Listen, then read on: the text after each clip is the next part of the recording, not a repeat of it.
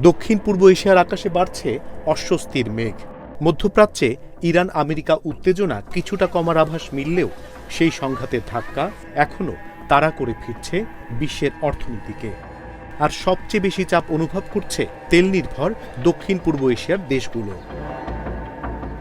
জ্বালানি নিরাপত্তা, খাদ্য সরবরাহ আর অর্থনৈতিক স্থিতিশীলতা সবকিছু নিয়েই এখন গভীর উদ্বেগে আসিয়ান নেতারা। এই বাস্তবতায় ফিলিপাইনের সেবু দ্বীপে শুরু হয়েছে ৪৮তম আসিয়ান শীর্ষ সম্মেলন। দুদিনের এই বৈঠকে অংশ নিচ্ছেন ১১ সদস্য দেশের রাষ্ট্রপ্রধান, পররাষ্ট্রমন্ত্রী এবং অর্থনৈতিক নীতি নির্ধারকেরা। প্রায় ৭০ কোটি মানুষের এই অঞ্চলের জন্য এবারের সম্মেলনের সবচেয়ে গুরুত্বপূর্ণ আলোচ্য বিষয় জ্বালানি নিরাপত্তা। কারণ ২ মাসের বেশি সময় হরমুজ প্রণালী অচল থাকার প্রভাব এখনও কাটিয়ে উঠতে পারেনি অনেক দেশ। বিশ্বের অন্যতম গুরুত্বপূর্ণ এই নৌপথ দিয়ে প্রতিদিন বিপুল পরিমাণ তেল ও গ্যাস পরিবহন হয়। মধ্যপ্রাচ্যে সংঘাতের কারণে সেই সরবরাহ ব্যাহত হওয়ায় দক্ষিণ পূর্ব এশিয়ার দেশগুলোতে বেড়েছে জ্বালানি ব্যয়। চাপ তৈরি হয়েছে খাদ্য ও পরিবহন খাতেও। আসিয়ান নেতারা এখন বুঝতে পারছেন বিশ্বের অন্য প্রান্তের যুদ্ধ সরাসরি আঘাত হানতে পারে তাদের অর্থনীতিতে। আর তাই এবারের সম্মেলনে শুধু আঞ্চলিক নয়, বৈশ্বিক সংকটই হয়ে উঠেছে আলোচনার কেন্দ্রবিন্দু। সম্মেলনের আগেই আসিয়ানভুক্ত দেশগুলোর পররাষ্ট্রমন্ত্রীরা বৈঠক করেছেন। ফিলিপাইনের পররাষ্ট্র সচিব মারিয়া থেরেসা লাজারো সতর্ক করে বলেছেন, মধ্যপ্রাচ্যের চলমান উত্তেজনা জ্বালানি প্রবাহে বিঘ্ন তৈরি করেছে, ব্যাহত হচ্ছে বাণিজ্য পথ, চাপ বাড়ছে খাদ্য সরবরাহ ব্যবস্থায়। তার ভাষায় এই সংকট মনে করিয়ে দিচ্ছে আসিয়ানের বাইরের ঘটনাগুলোরও তাৎক্ষণিক এবং গভীর প্রভাব পড়তে পারে এই অঞ্চলে। In the Middle East and our region, our discussions reflected ASEAN's resolve to act with urgency.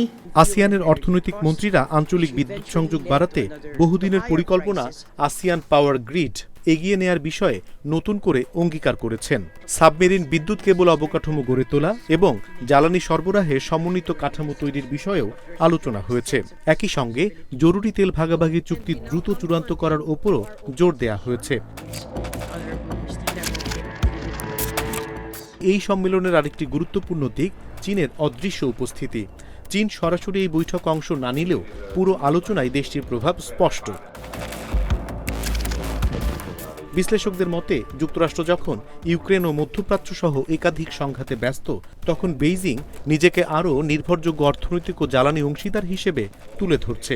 বিশেষ করে জ্বালানি সম্পর্কিত কাঁচামাল, প্রযুক্তি ও সরবরাহ ব্যবস্থায় চীনের শক্ত অবস্থান এখন দক্ষিণ পূর্ব এশিয়ার জন্য গুরুত্বপূর্ণ বাস্তবতা।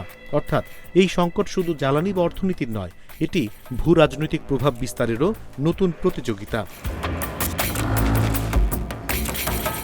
একই সঙ্গে সম্মেলনে আবারও সামনে এসেছে দক্ষিণ চীন সাগর ইস্যু। আসিয়ান কর্মকর্তারা জানিয়েছেন, চীনের সঙ্গে বহু প্রতীক্ষিত কোড অব কন্ডাক্ট বা আচরণবিধি নিয়ে আলোচনায় কিছু অগ্রগতি হয়েছে। ফিলিপাইনও দ্রুত একটি বাধ্যতামূলক চুক্তি চূড়ান্ত করার আহ্বান জানিয়েছে।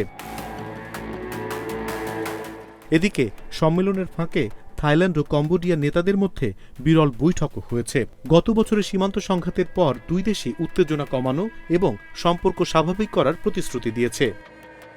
মিয়ানমার ইস্যুতেও নড়াচড়া দেখা যাচ্ছে। ৫ বছর ধরে কার্যত বিচ্ছিন্ন থাকার পর দেশটির পররাষ্ট্রমন্ত্রীর সঙ্গে ভার্চুয়াল বৈঠকে বসতে সম্মত হয়েছে আসিয়ান।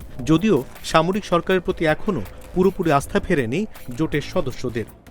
এখন প্রশ্ন, আসিয়ান কি শুধু উদ্বেগ প্রকাশেই সীমাবদ্ধ থাকবে, নাকি বাস্তব কোনো সমন্বিত পদক্ষেপ নিতে পারবে? কারণ মধ্যপ্রাচ্যের যুদ্ধ থেমে গেলেও তার অর্থনৈতিক অভিঘাত সহজেই শেষ হচ্ছে না। বিশ্ব রাজনীতির পাল্টে যাওয়া এই সমীকরণে দক্ষিণ পূর্ব এশিয়া এখন এক কঠিন পরীক্ষার মুখে। আর সেই পরীক্ষায় কে কতটা প্রস্তুত তার ইঙ্গিত মিলতে পারে সেবু সম্মেলনের সিদ্ধান্তেই।